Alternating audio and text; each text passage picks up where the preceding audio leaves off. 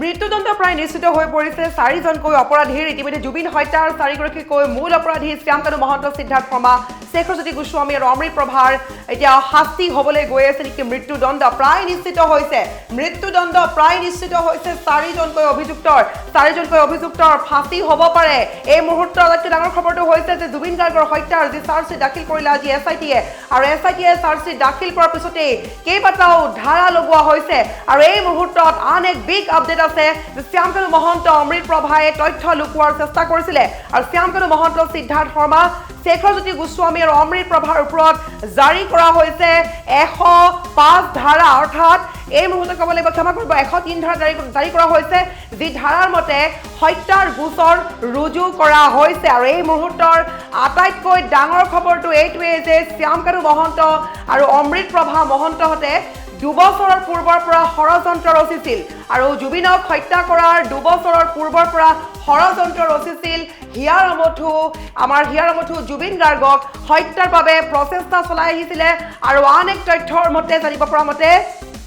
শ্যামকানু মহন্ত সিদ্ধাৰ্থ শৰ্মা শেখৰজ্যোতি গোস্বামী আৰু অমৃত প্ৰভাই লগ হৈ জুবিন গাৰ্গক হত্যা কৰিছিলে আজিৰ দিনটোৰ আটাইতকৈ ডাঙৰ খবৰটোৱে হৈছে এইটো যেহেতু এছআইটিয়ে চাৰ্জশ্বিট দাখিল কৰিছে আৰু আজি বিভিন্ন কথাক লৈ সংবাদমেল ইতিমধ্যে সম্বোধন কৰি গৈছে মুন্না গুপ্তাই আৰু তাৰ লগতে মুখ্যমন্ত্ৰীৰ বৃহৎ মন্তব্য কৰিছে আৰু এই মুহূৰ্তত আমি ক'ব লাগিব যে অমৃত প্ৰভাৰ ওপৰত পুনৰ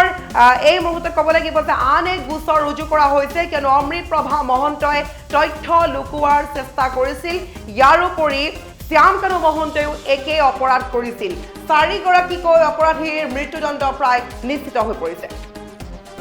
জুবিন গাৰ্গৰ ঘটনাৰ চাৰ্জশ্বিটতকৈ ভয়ংকৰ তথ্য পোৱা গৈছে এই মুহূৰ্তৰ বিগ আপডেট সিদ্ধাৰ্থ শ্যামকানু অমৃত প্ৰভা শেখৰৰ হ'ব চৰম শাস্তি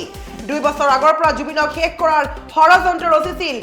কি নতুনকৈ তথ্য পোৱা গৈছে এই মুহূৰ্তত আমি ক'ব লাগিব জুবিন গাৰ্গক হত্যা কৰা হৈছিল জুবিনৰ ঘটনাৰ অভিযোগনামাত কি ভয়ংকৰ তথ্য পোৱা গৈছে ইতিমধ্যে মুখ খুলিছে মুন্না প্ৰসাদ গুপ্তাই ভয়ংকৰ শাস্তিৰ সন্মুখীন হ'বলৈ গৈ আছে 7 অভিযুক্ত কোনে প্ৰমাণ নষ্ট কৰাৰ চেষ্টা কৰিছিল ছিংগাপুৰ ঘটনাত 16 ডিচেম্বৰত জুবিনৰ ঘটনাৰ প্ৰথমটো শুনানি দিব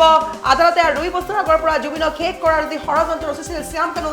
শেখৰ সিদ্ধাৰ্থে আৰু লগতে সহযোগ কৰিছিল অমৃত প্ৰভা মহন্তই আৰু চাৰ্জশ্বিট দাখিলৰ পিছতে বিস্ফোৰক তথ্য ফাদিল কৰিছে ইতিমধ্যে কেইবাগৰাকী অধিবক্তাই বিজনু মহাজন অধিবক্তা প্ৰদীপ কৰপাৰ আৰম্ভ কৰি বিভিন্নজনে বিস্ফোৰক মন্তব্য আগবঢ়াইছে আৰু এই মুহূৰ্তত বাৰে ক'ব লাগিব যে মৃত্যুদণ্ড প্ৰায় নিশ্চিত হৈ পৰিছে চাৰিজনকৈ অভিযুক্তৰ হয়তো শ্যামকানু মহন্ত সিদ্ধাৰ্থ শেখৰ আৰু অমৃত প্ৰভাৰ ফাঁচি হ'ব পাৰে এই মুহূৰ্তৰ আটাইতকৈ বিগ আপডেট এইটোৱে আমি পুনৰ কৈছো যে অমৃত প্ৰভাই বিপথে পৰিচালনা কৰিছিল ছিংগাপুৰ ঘটনাক লুকুৱাইছিল বহু গোপন তথ্য আৰু অমৃত প্ৰভাৰ বিৰুদ্ধে হত্যাৰ গোচৰৰ উপৰিও জাৰি কৰা হৈছে বিএনএছৰ 238 ধাৰা আৰু এই মুহূৰ্তত বাৰে ক'ব লাগিব এছআইটি ইতিমধ্যে মুখ খুলিছে মুন্না প্ৰসাদ গুপ্তাই সংবাদমেল আয়োজন কৰি মুখ খোলা পৰিলক্ষিত হৈছিলে আৰু জুবিনৰ যি হত্যাকাৰী তিলকৈ ওলাই আছে হত্যাকাৰী চাৰিজন প্ৰমাণে শ্যামকানু মহন্ত সিদ্ধাৰ্থ শৰ্মা শেখৰজ্যোতি গোস্বামী আৰু অমৃত প্ৰভা এই সকলে একেলগে জুবিনক হত্যা কৰাৰ ষড়যন্ত্ৰ ৰচিছিলে আৰু কেৱল এয়া প্ৰথম প্ৰচেষ্টা নহয় 2 বছৰৰ পূৰ্বৰ পৰা প্ৰচেষ্টা চলোৱা হৈছিল জুবিনক হত্যা কৰিবলৈ আৰু অৱশেষত জুবিনৰ মৃত্যুদণ্ড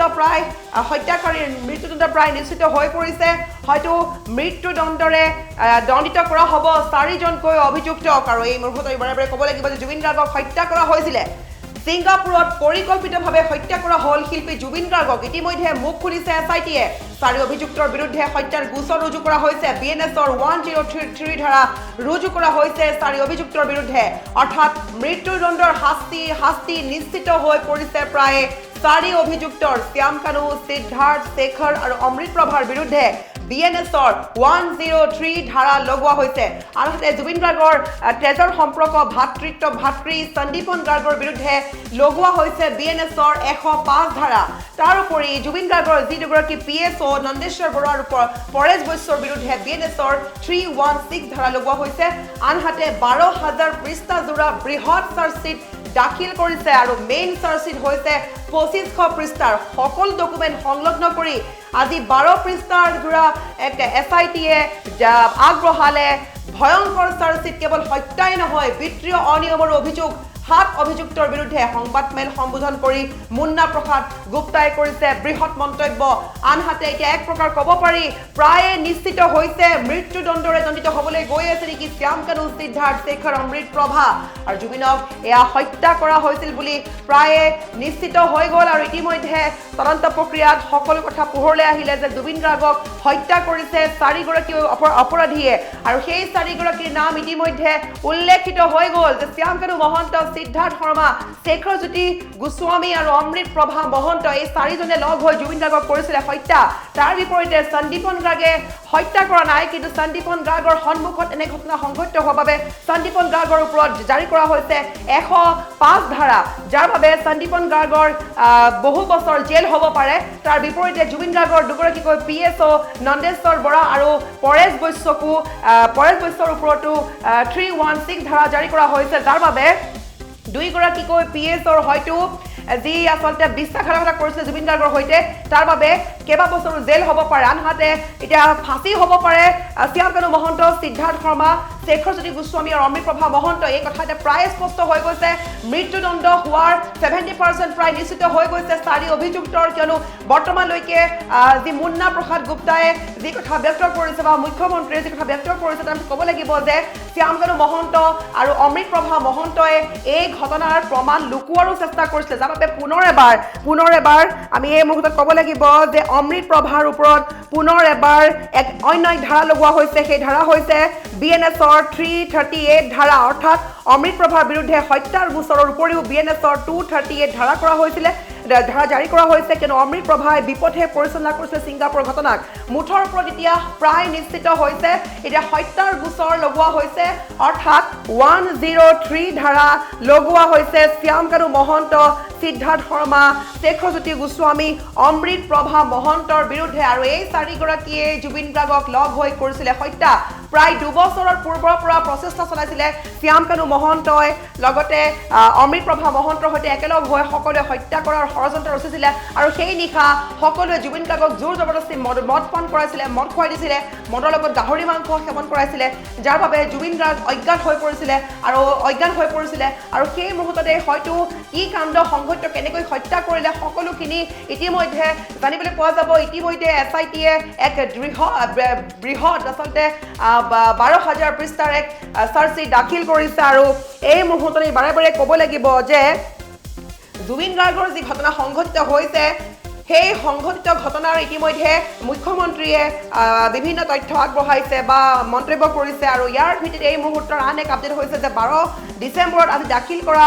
এই চাৰ্জশ্বিটখনৰ পিছতে এতিয়া 16 ডিচেম্বৰত জুবিনৰ ঘটনাৰ প্ৰথমটো শুনানি দিব আদালতে 2 বছৰ আগৰ পৰা কিদৰে জুবিনক শেষ কৰাৰ ষড়যন্ত্ৰ ৰচিছিলে শ্যাম কানু শেখৰ সিদ্ধাৰ্থ আৰু অমৃত প্ৰভাই তাকে লৈ এতিয়া সকলোৱে অধীৰ আগ্ৰহেৰে বাট চাই আছে যে কেতিয়া শাস্তি পাব এইসকল অপৰাধীয়ে এতিয়া সম্পূৰ্ণ 70% নিশ্চিত বুলি ক'ব পাৰি এই কাৰণেই কিয়নো এই 4 গৰাকী অপৰাধীৰ ওপৰত হত্যাৰ গোচৰ লগোৱা হৈছে যাৰ বাবে মাৰ্ডাৰ কেছৰ গোচৰ লগোৱা হৈছে আৰু মাৰ্ডাৰ কেছৰ গোচৰ লগোৱাৰ মাত্ৰকে এই কেইগৰাকীৰ হয়তো 4 গৰাকীকৈ অপৰাধীৰ ফাঁসি হ'ব পাৰে যিমানখিনিলৈকে তথ্য পোৱা গৈছে 4 গৰাকীৰ মৃত্যুদণ্ড প্ৰায় নিশ্চিত হৈ পৰিছে বুলি ক'ব পাৰি এক প্ৰকাৰ এই ক্ষেত্ৰত আমি বাৰে বাৰে ক'ব লাগিব যে জুবিন হত্যাক লৈ আসলতে যি ষড়যন্ত্ৰ ৰচিছিলে সেই ষড়যন্ত্ৰৰ পিছত এতিয়া সকলোৱে শাস্তি পাবলৈ গৈ আছে আৰু জুবিন গাৰ্গৰ মৃত্যুৰ ঘটনাৰ চাৰ্জশ্বিটক লৈ এছআইটিৰ মুৰব্বী মুন্না প্ৰসাদ গুপ্তাই ইতিমধ্যে সংবাদমেল সম্বোধন কৰি মুন্না প্ৰসাদ গুপ্তাই কৈছে যে জুবিন গাৰ্গৰ মৃত্যুৰ ঘটনাক লৈ আজি এছআইটি আদালতত চাৰ্জশ্বিট দাখিল কৰিছে জুবিনৰ মৃত্যুৰ ঘটনাক লৈ 2500 পৃষ্ঠাৰ মূল চাৰ্জশ্বিট দাখিল কৰা হৈছে ডিজিটেল তথ্য প্ৰমাণ সাক্ষ্য ইত্যাদি সহ সৰ্বমুঠ 12,000 পৃষ্ঠাৰ চাৰ্জশ্বিট জমা দিয়া হৈছে আদালতত আৰু লগতে কৈছে যে সিদ্ধাৰ্থ শৰ্মাৰ বিৰুদ্ধে বিএনএছৰ 3678,61 অপৰাধমূলক ষড়যন্ত্ৰ 1031 হত্যা বিদ্ৰোহ খেলিমেলিৰ বাবে বিএনএছৰ 3165 ধাৰা লগোৱা হৈছে শ্যাম কানু মহন্তৰ বিৰুদ্ধে বিএনএছৰ 308 23184 238 3678 61 103 ধাৰা লগোৱা হৈছে শেখৰ জ্যোতি গোস্বামীৰ বিৰুদ্ধে 3678 61 103 3165 ধাৰা আৰোপ কৰা হৈছে আৰু অমৃত প্ৰভা মহন্তৰ বিৰুদ্ধে 3678 61 103(238) ধাৰা আৰোপ কৰা হৈছে সন্দীপন গাৰ্গৰ বিৰুদ্ধে আৰোপ কৰা হৈছে 105 ধাৰা নন্দেশ্বৰ বৰাৰ বিৰুদ্ধে আৰোপ কৰা হৈছে 61(2)3165 ধাৰা আনহাতে পৰেশ বৈশ্যৰ বিৰুদ্ধে কৰা হৈছে 61(2)3165 ধাৰা অৰ্থাৎ পিএছ দুগৰাকীৰ বিৰুদ্ধে একে ধাৰা লগোৱা হৈছে এতিয়া ক'বলৈ গ'লে চাৰ্জশ্বিটত 4জন অভিযুক্তৰ বিৰুদ্ধে আৰোপ কৰা হৈছে 103 হত্যাৰ অভিযোগ অৰ্থাৎ বিএনএছৰ যদি সকলোৱে নিশ্চয়কৈ যদি অধ্যয়ন কৰিছে নিশ্চয় গম পাব যে বিএনএছৰ 103 ধাৰা কেতিয়া লগোৱা হয় বিএনএছৰ 103 ধাৰা কেতিয়াই লগোৱা হয় যেতিয়া কোনো লোকে এগৰাকী ব্যক্তিক হত্যা কৰে মাৰ্ডাৰ কৰে আৰু তাৰ অভিযুক্ত হিচাপে এই ধাৰা লগোৱা হয় আৰু সেইগৰাকী ব্যক্তিৰ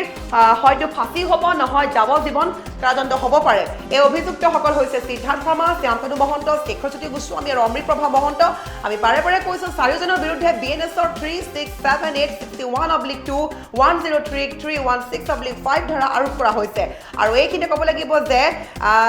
সকলোৱে মিলি জুলি এটা অপৰাধ সংঘটিত কৰা ধাৰা লাগিছে 315/5 বিদ্ৰোহ ষড়যন্ত্ৰ আৰু অপৰাধমূলক বিশ্বাসঘাতকতা ধাৰা লগোৱা হৈছে যাৰ বাবে এতিয়া এই চাৰিগৰাকীৰ বিপদ প্ৰায় নিশ্চিত হৈছে ফাঁচিৰে মৃত্যুদণ্ড দিয়া হ'ব পাৰে এই চাৰিগৰাকীকৈ মূল অপৰাধীক এতিয়া মুখ্যমন্ত্ৰীয়ে ইতিমধ্যে কৈছে যে পূৰ্বতেই কৈছিলে যে অপৰাধীক হাৰি যাবলৈ দিয়া নহ'ব আৰু এতিয়া সেয়াই প্ৰমাণ হ'বলৈ গৈ আছে চাৰিগৰাকীকৈ অপৰাধী শ্যামকানু মহন্ত সিদ্ধাৰ্থ শৰ্মা শেখৰজ্যোতি গোস্বামী আৰু অমৃতপ্ৰভাৰ হয়তো হ'বলৈ গৈ আছে ফাঁচি